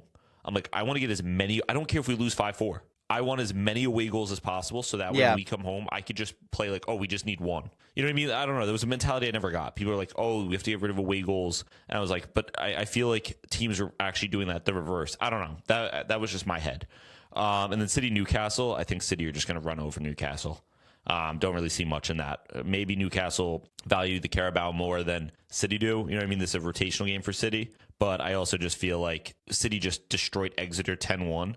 They just got Semenya in, who's fitting well. It just feels like one of those games where they're just going to kind of do their thing. I'm not saying it's going to be 5-0. I'm saying they'll like 3-0, 3-1. I think they're going to be able just fine. I mean, this is like the two biggest fraud teams for me in the Prem this year going at it. Yeah, this is your fake So demons. I think it's a fake. Yeah, it's a fake demon off. Whoever wins, I think, can be just a demon now and not a fake demon. Mhm. But the loser is like true fake demon. Yep. I'm with you there. Yeah, I mean, it's Carabao Cup. I don't really care. You know, like, it is what it is. Maybe I'll tune into these games a little bit. Nice to throw it on the background, but like, both teams are going to probably just rotate for the most part. I mean, maybe Chelsea, Arsenal, they won't, but especially with like this kid Rosenor, not kid, but this new manager Rosenor, I see in that game like he's going to probably be going. He's trying to win every game, right? He's essentially, although they've given him the job, he's essentially auditioning to keep his job and to make a good early impression. He is such a nerd, by the way. I don't know if you guys saw after the game, he was wearing like the headset and doing like an interview, and he literally looked like he could have just been like a talk sport pundit. He's such a dork. Anyway, Did you see the story that came out about him where he it was like one of his classmates in like 7th grade, and I could be getting got with this, but like the story was that the classmate was like, yeah, we all were like going at like recess to play football, and all he wanted to do was talk about the tactics of the game while we were all playing, and we were like, oh, he's gonna go to the top and be a manager. And it's like, that's the most just like it's the Nerd most dork. woke football thing of all time, where Yeah, I'm he's with ya. just like I'm with ya. sitting there and he's like in 7th grade, like, oh, we should play a 5-3-2 at recess today because this is like, we're going to beat these guys if we do that. Yep. And it's like, shut up, dude. I just want to kick a ball for like 20 minutes. Like, So true. Well, we're playing this has to be 4-4-2 bullshit. Brexit. This has to be bullshit because he also was a pro footballer himself. So you're telling me the pro footballer in 7th grade didn't want to play football at high school? I mean, at recess. You know what I mean? He was like, no, let's talk tactics. It's like, bro, that's where you get to beat up on Listen. everybody. Imagine being good enough to be a pro footballer. You go to school and you're probably better than everybody else, right? Because you're going to be a pro. You're telling me you don't want to just go and run around them and just, aura farm, get the chicks on you? Maybe he doesn't. But at the same time, like, I don't know. Yes, Pooch. I don't know. Look at this guy. You think he was worried about the chicks at that time? To be fair, he wasn't. He probably is still not. But all right, quick around the world. Copa del Rey this week. Barca has Santander. Madrid has Albacete. Atletico versus Depor, which is from Coruña. That'll be a good game. Keep an eye on that Atletico versus Depor Coruña game. Coruña is one of the more historic clubs in La Liga. They've been, or I should say in Spain, they're not in La Liga, that have been struggling between like the second, third, and they're starting to work their way back up again. It's a little bit like Sunderland in the sense like they have history, but they were like just stuck in the lower divisions for a bit. They have some good players there, so that'll be a big one, and they have a decent fan base. Alrighty, Pooch, let's jump into Coppa Italia. Roma has a big game against Torino. What are our thoughts here? I think Torino will get BTA put on them. Gasparini is going to get the boys fired up. We got new strikers coming in. We got Ndika going to be coming back. I think we'll be set, and I think we win. I think the bigger match is probably going to be in Serie A with Milan versus Como, which I believe is Thursday, I want to say. So maybe we'll talk about that game a little bit more on Thursday, but I think this is time for Milan to get back on track and win at the sewage pit. There you go. Disrespectful. Coma's going to beat AC Milan this week in Serie A. And with that, we are going to move into the world famous, TikTok famous, Owen famous, his only posts he makes, Mystery 11. That doesn't feel like an important detail to put in. Sometimes bullying works. Oh, what do we think about the Mystery 11 today? You got a good one for us or what? I think this is a good one. I'm happy with this. I got a little creative. Okay. Well, I've saved Pooch's ass the past 2 weeks. Let's see if Pooch can turn his brain on this week. Get a big one here. Nope. Are we going 4-3-3-0? We're not. We're actually going with a 4-3-1-2. 4. So what do you got? Like a 4? Is it 3 center mids or is it like DM2? Like it's effectively 3 center mids. Okay, with a cam. One of them can sit back a little bit.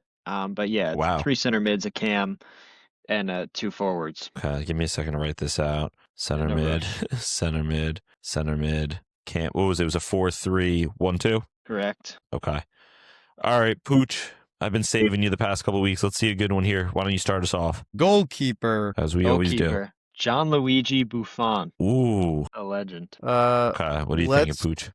Let's go with guys who have played over 500 games but never won a Champions League. Incorrect. That would have been wild if that was first time. What position should we go? Let's go striker. Let's start the other side. Work our way down the middle. Yeah, why not? How about Michael Owen? Michael Owen. Is this people nominated for what year did Michael Owen win the Ballon d'Or? That's just not true. Nope. Did Michael Owen win the Ballon d'Or? He won in 2001. Is this people nominated for the Ballon d'Or in 2001? Incorrect. I'll take the left back. Yeah. Why not? Why not get us James Milner? Okay, so it's definitely games played, right? I mean, it's got to be something games played. Maybe for one club? No, because all these guys have played for multiple clubs. So definitely not for one club. What about have played over 200 games for multiple clubs? Interesting. Okay. Give me one of the center mids. I don't care which. Roy Keane. Royo. Are these people who have played over, I don't know, what I'm thinking, Pooch, a lot of games for their domestic league. I just don't know what that number should be. I'll say, because what'd you do, Pooch? You did for one club? I did 200 for multiple clubs. Like they've played 200 for multiple clubs. Okay. How about 200 in their domestic league? Not it. All right. Okay. I'll take right back. Right back, Gareth Southgate. Interesting. So Guys I mean, who are what do you- wankers. That's not my guess, but hold on. Okay. Holding on. Guys who have taken a penalty for their national team. No. Southgate has historically missed one. Oh, Ooh, and I got it, Pooch. drop the video clip of him missing it right here. Wait, Pooch, are you ready for this? I'm about to get it right now. Are these guys that have captained multiple teams? Wait, I didn't guess. No, you didn't. Can you give me the cam? Yes. Juninho. Legend. Free kick legend. I mean, I gave my guess beforehand, so All right. I'll just forfeit. I'll take the left center back. The left center back, Rio Ferdinand. Ooh. Never mind. These guys, the thing that's throwing me off here, right, is, I mean, they all kind of played in the same era other than Milner, who maybe got his start then, but like, wait, left back was James Milner? Yeah. He's played out there. Don't worry about it. All right. Huh. I said don't worry about it. I'm not. You're good. Guys who have been promoted with their club. That is not it. What's that giggle for? I'm trying to think here. I thought because Buffon stayed with Juve and then, okay. Okay. Who's the DM? Like I said, there's no like dedicated DM. But Michael Carrick, I guess, could fill that role. Pooch, I'm thinking something. I was going to say something with management. Buffon Buffon's doesn't manage. Yeah, and obviously Milner's still playing. Michael Carrick. Oh, wait, I think I may have got it. Are these all guys that won the league at their... No, because Milner didn't win the league he didn't come up at Liverpool. Milner didn't even come up at Liverpool. I feel like it has something to do with their academy. Because I'm thinking, well, no, did Roy Keane come up through the... No, United? he's Irish. Yeah. They all played like in the same era, though. Are these all guys, I'm thinking probably 2002 World Cup, are these all guys that made an appearance in the 2002 World Cup? No. All right, give me the other center back. Other center back, Franco Baresi. It's going to be like, oh, they all have short hair, which Baresi didn't. I have no idea, Pooch. I'm also thinking assists, because I know Milner has a crazy like assist record. I don't know, is it like, I don't know. Is like Milner like lead left backs? No, that doesn't make sense. See, he played a little bit earlier than them, though. I'm going to throw this one out there. Is this Yeah. Team of the Year 2006? Dude, he stopped playing in 1997. Baresi wasn't playing. You think James Milner was in the Team of the Year, Pooch? At left back? 2006? What year do you think Milner made his debut? I got zero. You don't know either.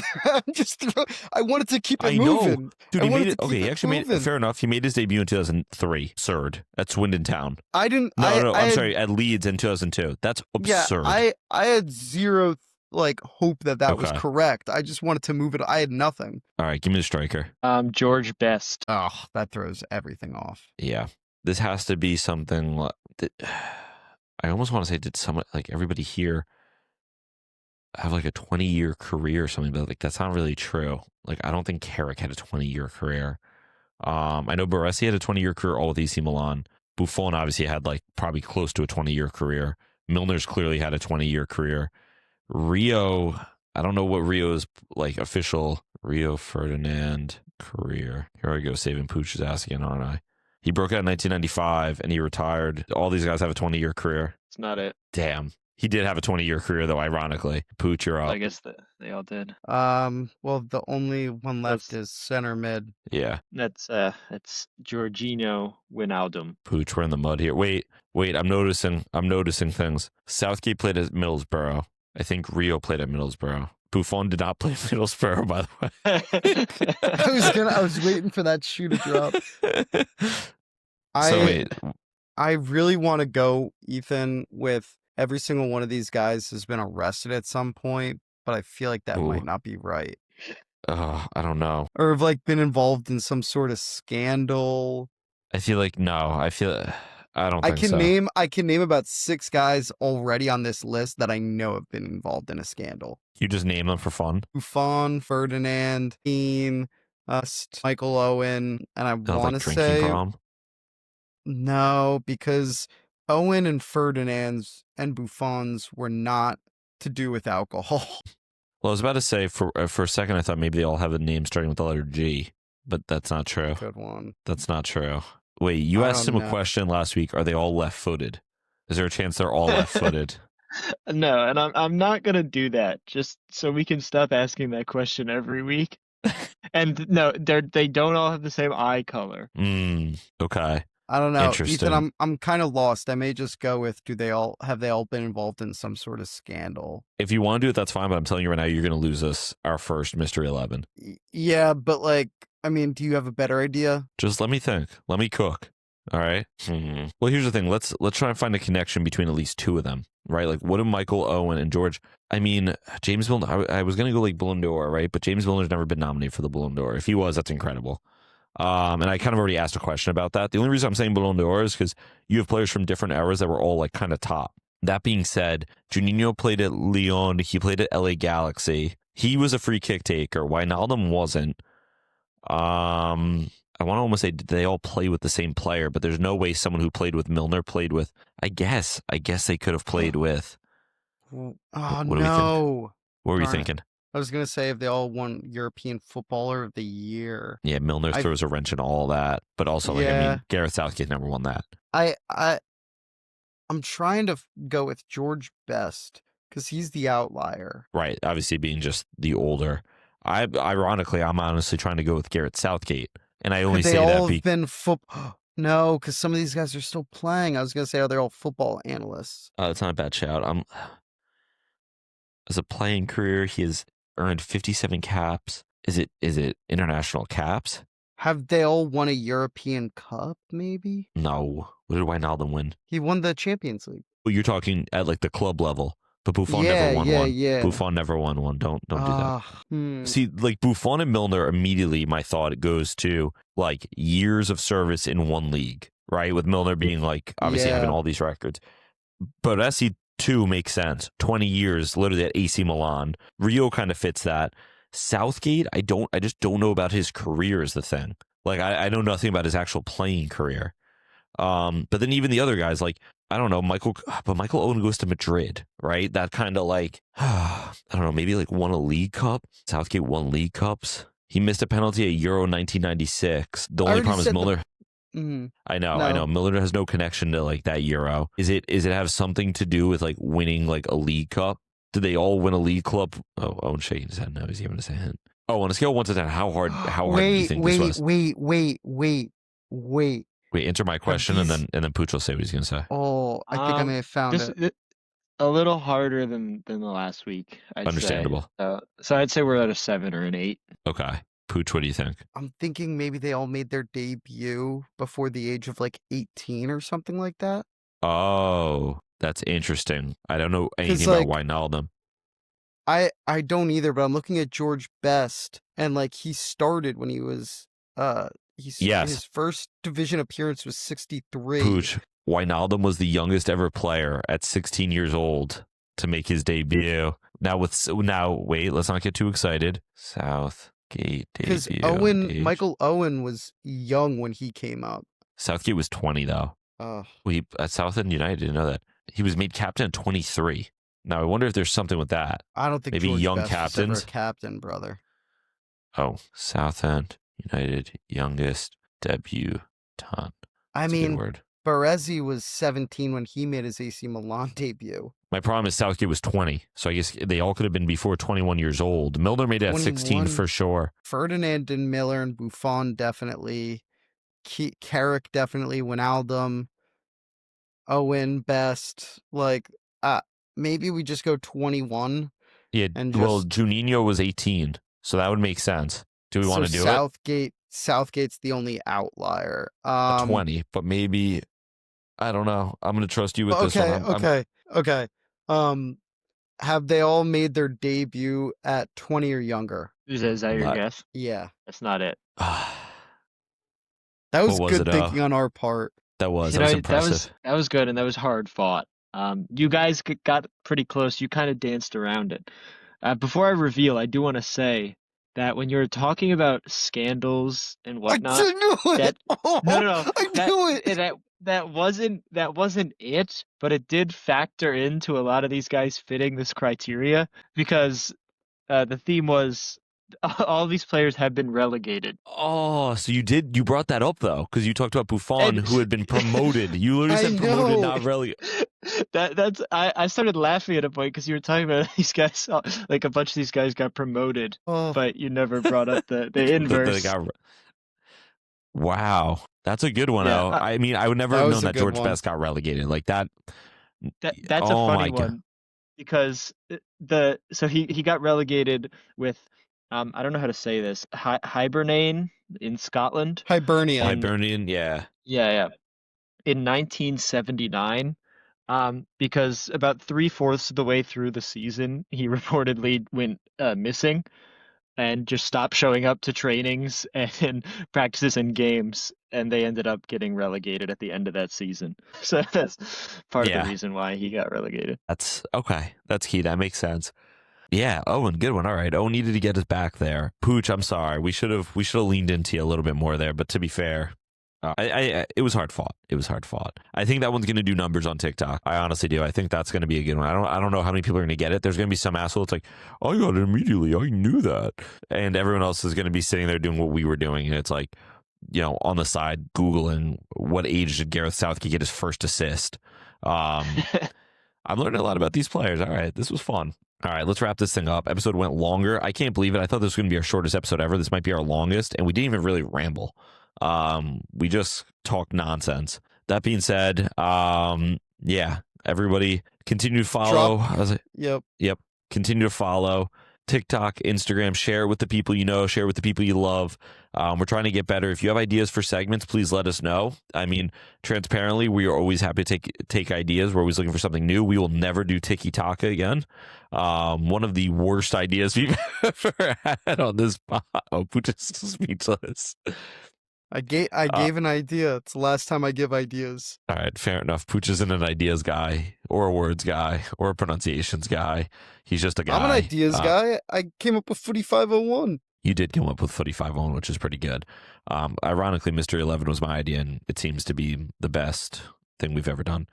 No, but Owen's never put up a Footy 501. That is true. And you know what? If you want more posts, do me a favor. Owen, what's your cell phone number? We're gonna dox you.